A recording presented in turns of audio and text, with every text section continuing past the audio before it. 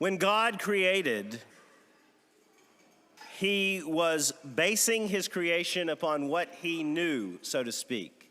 Because before anything existed, there existed the Father, the Son, and the Holy Spirit, a perfect unity of persons. And it was in that communion of love that he created. And he, of course, created the angels first. And then division came in. And he created human beings, and division came in. And division is not a part of God's plan. Being divided is not a part of God's plan. God's plan has always been unity, just as that perfect union of Father, Son, and Holy Spirit tells us. But because of the taint of original sin, because of our passions, our desires, because of all of those things that come into our lives from the world, we are a divided people. There is no doubt about this, especially in our own country and throughout the world. We are a divided people. And you can see it very clearly right now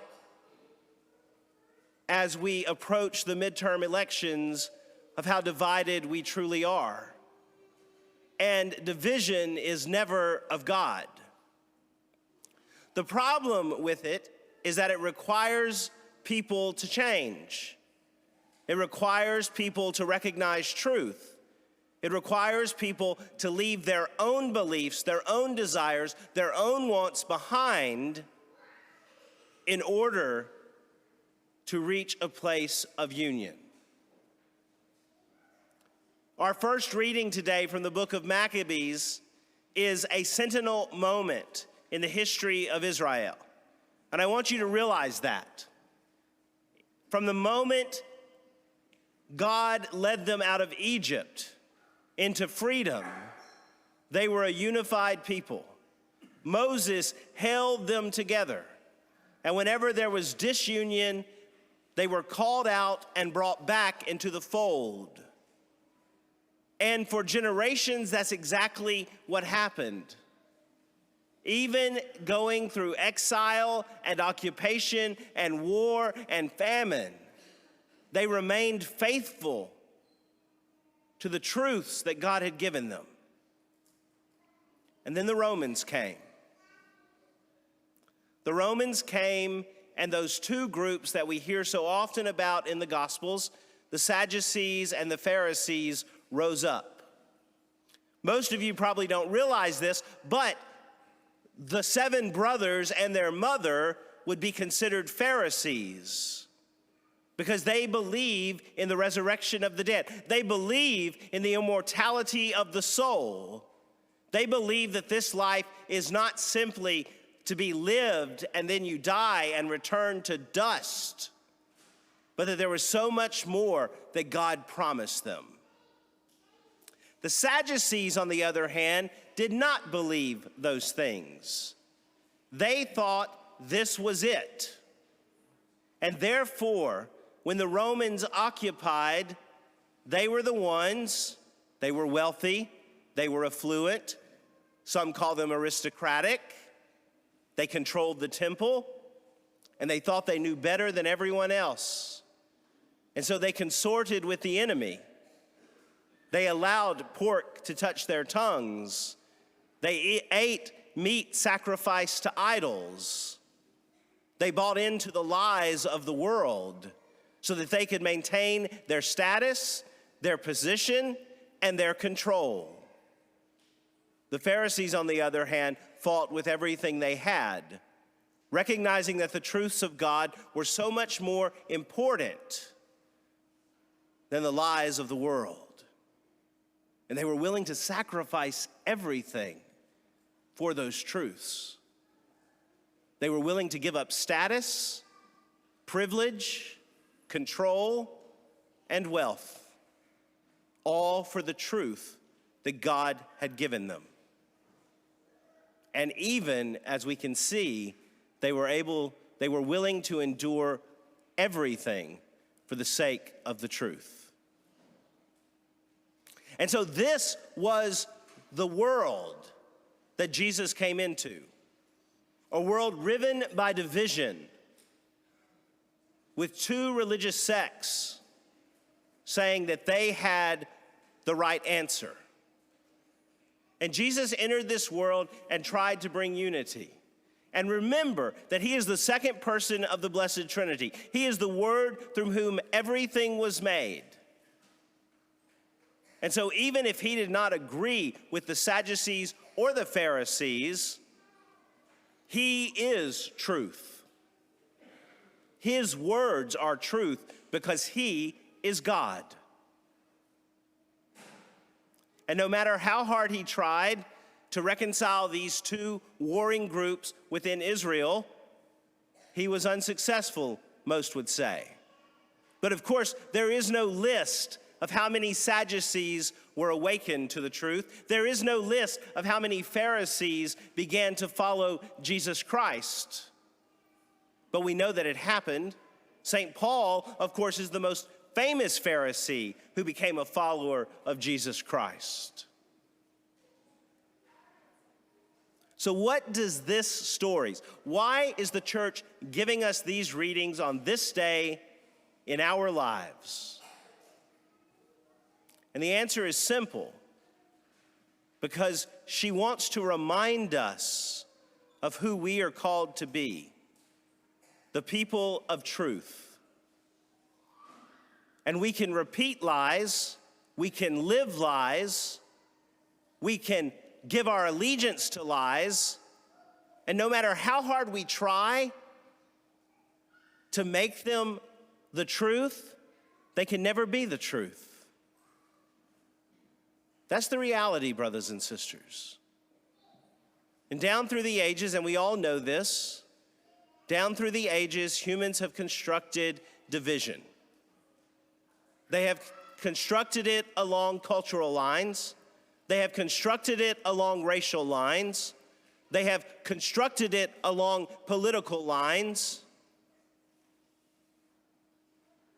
And the reality is that everyone has a little part of the truth, but not the whole truth.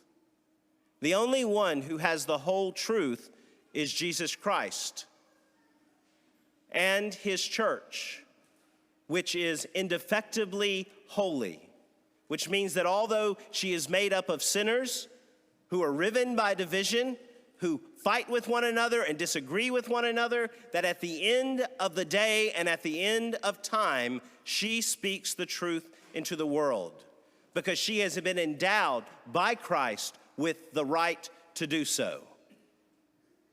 And so the first thing that every one of us must do is try to the best of our ability to follow her teachings, to listen to her voice, because she speaks with the voice of Jesus Christ in the world, because he created her to do just that. Because after he had journeyed here for 33 years, he realized there was so much more work to do. And so he gave us Holy Mother Church to guard us, to guide us, to protect us, and to call us back again and again to him and to his truth. And so, every time we make a decision, we must ask, what does the church teach? Every time we are called upon to make a choice, we must ask, what does the church teach? Because I know that in this nation, where they have tried to mangle the separation of church and state, where they want to tell us that we should not allow our Christian teachings, our Christian values to guide our decisions, that's just one more lie of the devil, brothers and sisters. You see, Jesus Christ stands for unity, the devil for division and lies. And any time that we are ripped away from one another, any time that we cannot find a place of consensus within our lives, within our relationships, within our community, the devil wins. But the hard road, and this is why it's such a hard road, is that every side wants the other to capitulate. Every side wants the other to bow down and worship their dogmas and their doctrines. But if their dogmas and doctrines are not in accord with the teachings of the church, then they are lies. And we must always remember that as we make this pilgrim journey upon earth, that there is only one truth that exists in that world, and his name is Jesus Christ. Only one truth. And if our political parties, if our groups do not stand in accord with him, then they are false.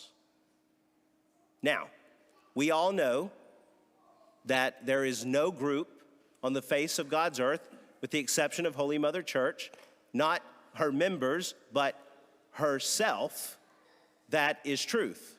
That there is no group that we can swear allegiance to as we journey upon this earth that has the whole truth. Because remember, every group is tainted by original sin.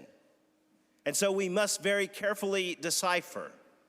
We must very carefully discern of what is right and good, what is true and honorable, what is in accord with the Lord's teaching. And as we make those decisions, we have to make sure that we don't hone in on one truth and ignore all of the lies. We always have to be seeking the truth. And if one group or another has walked too far away from the teachings of Jesus Christ, then it behooves us to step away and try to figure out where we need to be. Because otherwise, we are just like the Sadducees, who are more concerned with our wealth, our status, our birth, than we are with the truths of the gospel.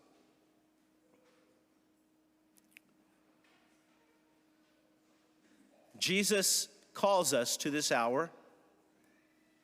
Nothing that God has done since he set all of this into motion has been by chance. And he calls us to be his truth in the world. That is why we were signed with the mark of faith at our baptism, with the cross. That is why we have faithfully followed him to the best of our abilities each and every day of our lives, because he needs us. He needs his truth to reverberate throughout the world. And I can promise you this, if you turn on the news, if you read an article on the internet, if you listen to people talking on Twitter or Facebook or on any of the social media platforms, are we not constantly reminded that the world needs us now more than ever?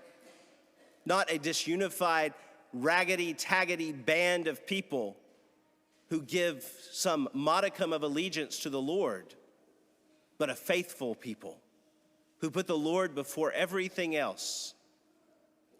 Unfortunately, in our reading from Maccabees today, we did not hear the whole story. Because as each of her 7 sons was sacrificed on the altar of the world, their mother encouraged them. She told them not to give in or give up. And that's what our mother, the church, is saying to us today. Do not grow weary. Do not grow tired. You can endure whatever comes. But if we keep our eyes fixed firmly upon the Lord and upon his promises, then we can weather this storm as well. But always, we must stay true to him and to no one else.